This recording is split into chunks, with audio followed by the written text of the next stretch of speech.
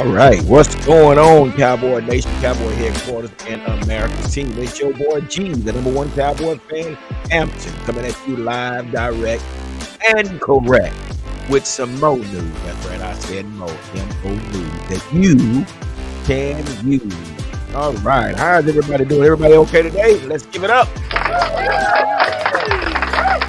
Oh yeah, be in the house again.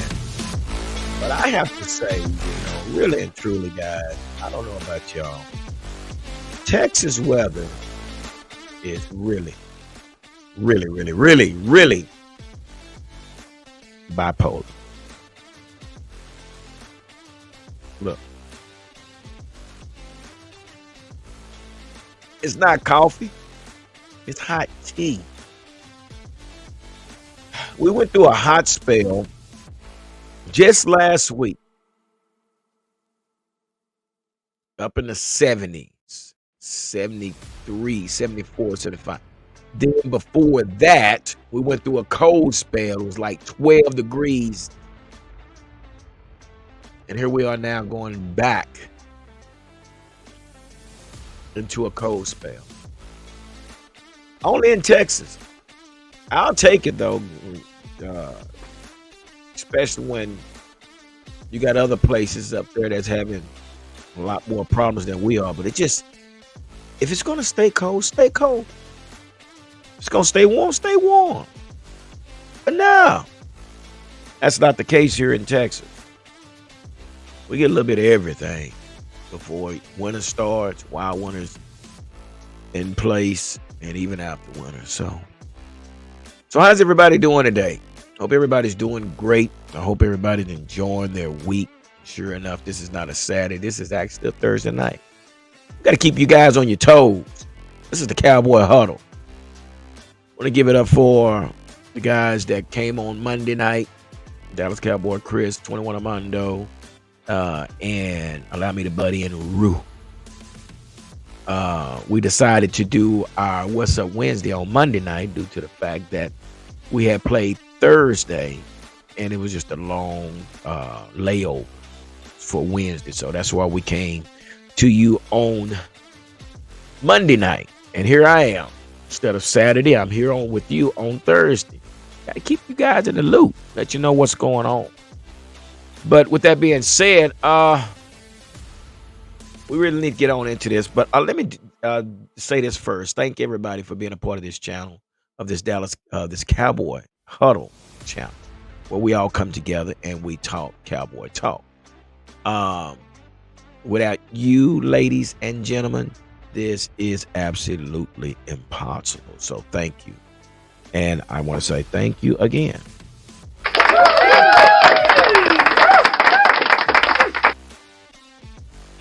Yeah, so y'all got to excuse me. I'm drinking some concoction my wife drew up. I don't know.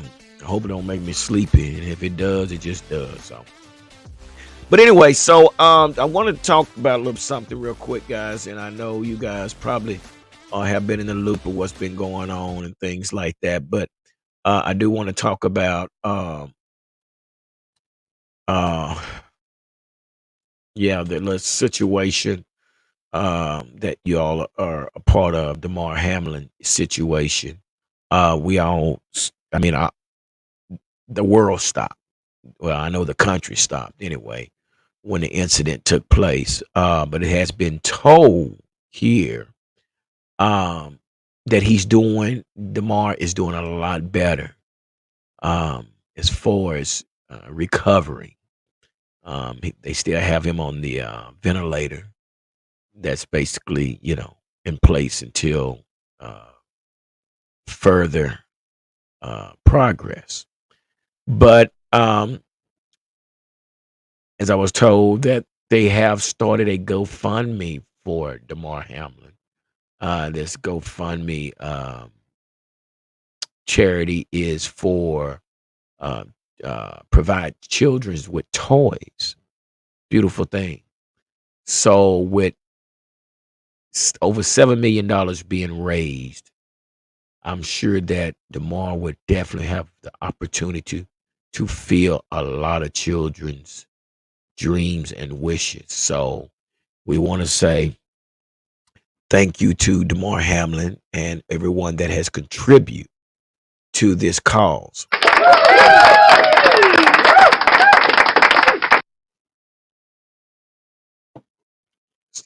And it's I hate to say it, but why I just don't understand why for us as a people we have to there has to be a tragedy to take place for us to come together. This should be done 365 days in a year where we are giving, we are caring, we are loving. Something we need to work on, and I think we'll get better with it in time. We'll get better with it. So anyway, Damar Hamlin is still in Cincinnati. And basically, it's been told that he opened his eyes, and doctors said that at one point Hamlin asked a question: "Did we win?" The doctors told him, "Yes, you won the game of life," in which he has. But not being able to talk, he had paper and pads and things that he could write on. So he was able to write, "Did we win?" But great response by the doctors for saying, "Yeah, you won the game of life," which I'm sure when he have a chance to look back on this, he's going to see how many people was concerned about his condition, and that I'm sure it's going to be very, very eye opening for him. So our prayers continue to go to the Hamlin family, and I could just imagine the the the the feeling that Damar parents and family members was feeling. Again, as being a parent of a player of the NFL or a former player of the NFL, you view the game totally different.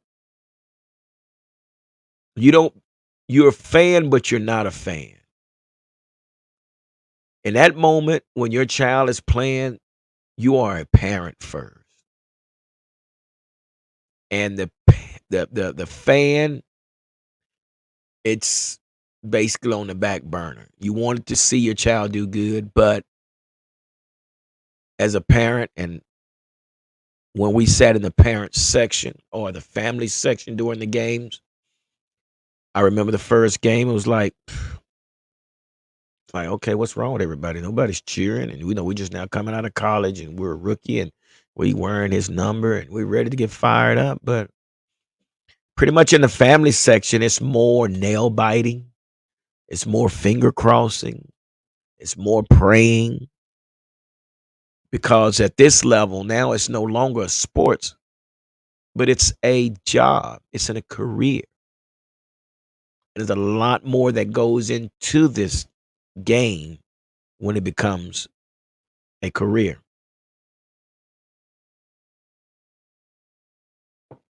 So just like we have to experience, which something wasn't as devastating as Damar Hamlin, but when our son tore his ACL, I watched it happen. And then the process of that rehab, it's the surgery. You got to watch him, look after him until he's on his feet. Then you got to go and check on him. Then the rehab. Then from the rehab, you try to get back on the field, and it's a lot as a parent watching the game. I'm so glad that my son actually retired because I can go back to being a fan. But when I see a player injured or hurt or something, I know the feeling. I know the feeling. So again, our prayers go out to the Hamlin family. And it's just such a blessing knowing that he's doing better and he's coming around and he's making progress.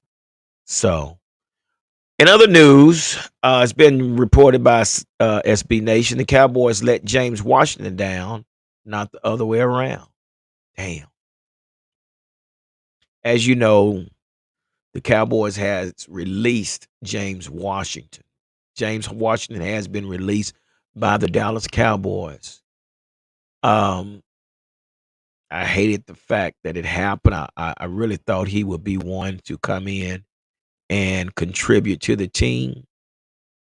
But on Wednesday, he was officially released. Um, Now, he's a former player of the Pittsburgh Steelers, and we brought him in. And again, I had to do some research on James Washington to appreciate him. He come out of Oklahoma State, won the Biletnikoff Award, uh, pretty much damn near tied Dez Bryant and Blackman at Oklahoma State University. So we decided to bring him in here from Pittsburgh, where he kind of struggled, trying to play through a crowded receiving core. But we thought he was going to be able to get into the rotation, but he broke his foot and he was out. And sure enough, he came back. But by the time he came back, we had T.Y. Hilton. So we never did get a chance to really see what James Washington could bring to the table. But again, being a parent, watching it, how this thing is done, it's a business. It's a business. So with that being said, in comes T.Y. Hilton. So T.Y. Hilton has received 12 snaps in his first active game with the Cowboys. Drew penalties of a 52-yard on a 3rd and 30. Game 2, 22 snaps, 4 catches for 50 yards on 5 targets. And it was told that Mike McCarthy said, I could see him getting even more this week in week 18. So T.Y. Hilton is in, James Washington is out, which I take nothing from T.Y. Hilton because I believe T.Y. Hilton takes the place of Amari Cooper as a veteran quarterback. And what we fail to realize and understand is our receiving core that we have, they're young. They're still learning. CeeDee Lamb is still learning. Michael Gallup is still learning. Um, you know, our tight ends are still learning.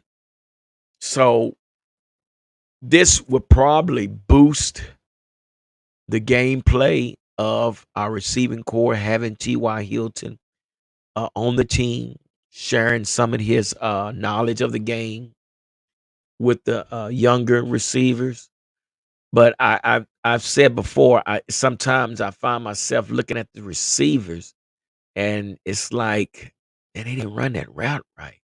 If Gallup would have done this, or CD should have went in front instead of behind. But that's neither here or there. It is what it is. But I really think that this will help the receiving core. And as it's been mentioned, um, T.Y. Hilton is looking to get more snaps on the field. So I do want to say this, and I should have said this right after I talked about DeMar Hamlin. We have to say congratulations to Texas Christian University. If you guys don't know who Texas Christian University is, and you're not from the area, it's TCU, our very own local university here in the DFW. They were uh, credit it with a win over Michigan Wolverines. Oh boy, they didn't think we could do it. Huh. But I knew we could do it. I knew we could do it. But and we did it. So big ups to TCU as they move forward to next week of playing in the championship. I think it's going to be a great game. I just hope they don't give up as much in the middle of the field like they did against Michigan. They left the middle of the field wide open, and I think they're going to be without their starting running back. But like they always say, next man up. And I titled this recording. Well, this recording.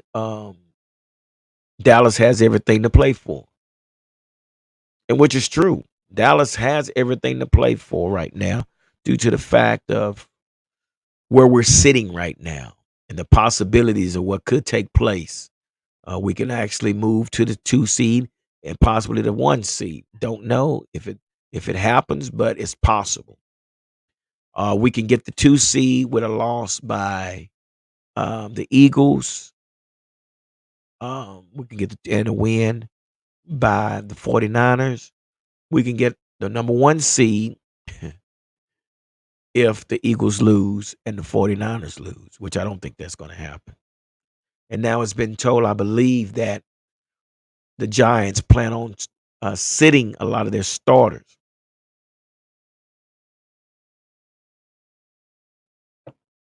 They're clinched. They're clinched. So we have 3 of the 4 NFC East teams in the playoffs.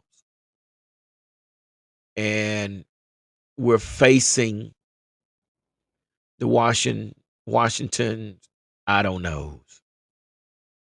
That's what I said, the Washington I don't knows, because man, they have really messed some things up in Washington. First of all, the coach didn't know that he was eliminated from the playoffs. Did you hear what I just said? The coach did not know that he was eliminated from the playoffs. What? Yeah. So it was a reporter that made mention of it. We're not, we're knocked out of the playoffs. Yeah, my dude. Wow. To the disrespect they showed to Sean Taylor as far as their revealing of the statue or whatever that what took place. It's just I heard the rumors, but I heard it was god awful what they did and how they disrespected the Taylor family. But it is what it is. But that's why I call them the Washington I don't knows. And looking at the injury report, man, they have at least 10 players on here that's on the injury report. Um, wow. They have a lot of people on their injury list. So who gets to start? Well, I guess it'll be Carson Wentz. I guess it will be Carson Wentz. I mean, he took Heineke out to bring Carson Wentz in which Wentz got in last week and threw in 3 interceptions. Washington got some problems. So they saying 10 players missed practice for the I don't knows, per Jim Kane of ESPN joining Brian Robinson. Brian Robinson, they started running back. Inactive. Along with Antonio Gibson, defensive tackle John Allen, Benjamin St. Huste, Sam Curl, Cam Curl, Jamin Davis, Andrew Norwell, Sadiq Charles, Cornelius Lucas, and James Smith Williams, in addition to Montez Sweat, also missed practice to illness. What y'all think? You think these guys said, man, the hell with this?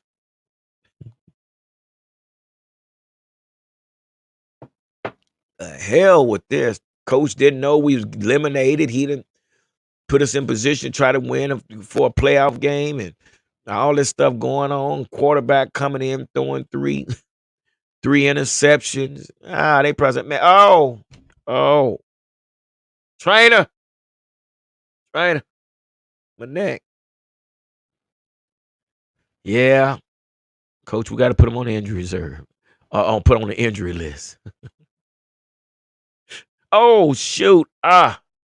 Trainer, my knee, my knee. These guys are probably sitting now. It's like, why play a meaningless game? And our coach didn't even know that we had a chance to make the playoffs. Some crazy stuff. Crazy stuff. So let's move on, man. Let's keep moving on. So right now, Philadelphia sits at number one. Philadelphia sits at number one, and basically, it's being told that Jalen Hurts will probably play. And I know y'all probably saying, "Well, why are we talking about the Eagles?" Because this is where we are now. We have 3 out of the 4 teams in the NFC East that are in the playoff that could affect us one way or the other. And knowing that the Eagles have the number one position, that has a lot to do where we are as well. But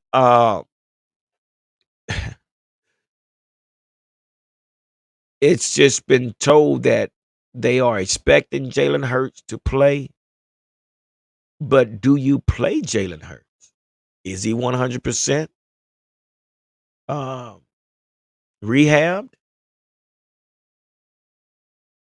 Something to think about. But they're in a predicament right now. They really are. They done dropped what, 2, 3 games, 2 games. Yeah, they lost to us. They lost to the Saints. It could be 3 games. So they got they got some film showing him throwing the ball.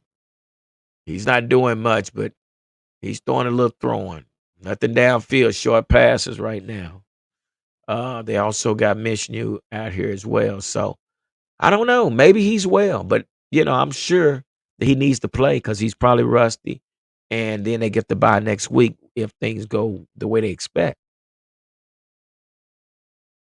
Hmm. So they're in a predicament right now. But right now, look like they're beginning the first round bye, and looks like the Giants are pretty much going to rest a lot of their guys. So more than likely, the Eagles will probably pull off that win. More than likely, the Eagles will probably pull off that win, and following that is the playoffs. We'll see what happens. But a bigger question that I have is, at the end of the season, is Jerry's wallet big enough to keep Dan Quinn here at Dallas? Is Jerry Jones' wallet big enough to keep Dan Quinn here in Dallas?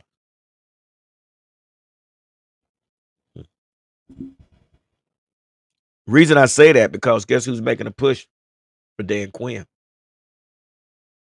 That's right, Denver Broncos.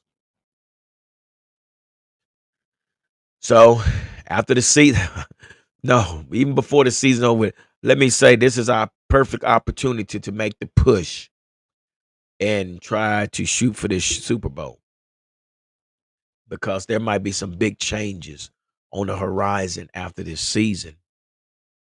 And I'm sure Dan Quinn is going to be a top priority to a lot of teams to come be a head coach for their organization. And when I talk about change, I'm also talking about the situation in our backfield. We got Ezekiel Elliott back there. We have Tony Pollard that's up for free agency. And we got to figure out what we're going to do. Will Zeke be willing to restructure his contract to stay on the team? More than likely, we might just franchise tag Tony Pollard. Do we keep Malik Davis? And there is a rumor also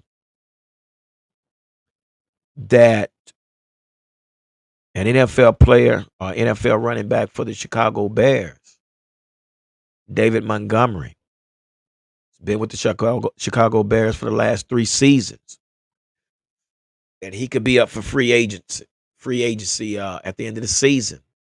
It's been rumored that Dallas are interested in bringing him into the organization. What does that mean? I don't think they're going to keep 4 running backs like that and pay 4 running backs. 3 for sure.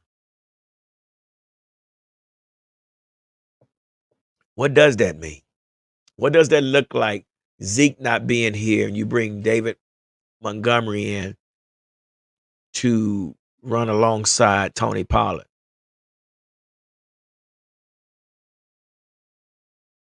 Or what does it look like? Zeke and David Montgomery running along side by side without Tony Pollard. See, this is some of that inside scoop that we have to figure out. We gotta get some info from the inside, see what they're thinking. But it's possible. It's definitely possible that, you know, we could be losing a running back. Or we could be keeping both running backs. We don't know. Still early. So there's a lot of things that's gonna go on after this season. You got Trayvon Diggs that's gonna be looking for a contract. You got CeeDee Lamb that's gonna be looking for a contract. So we need to figure it out. How we gonna go about about this? But until then, let's take this opportunity. Let's take this opportunity to basically make this work. I'm tired of being one and done. I don't know about y'all, but I'm tired of being one and done. And also in Dak's press conference, it seems there's no issues with our offense. Dak says there's no issues. He said, heck yeah. From the head coach, the offensive coordinator, and everybody else. We're doing great things.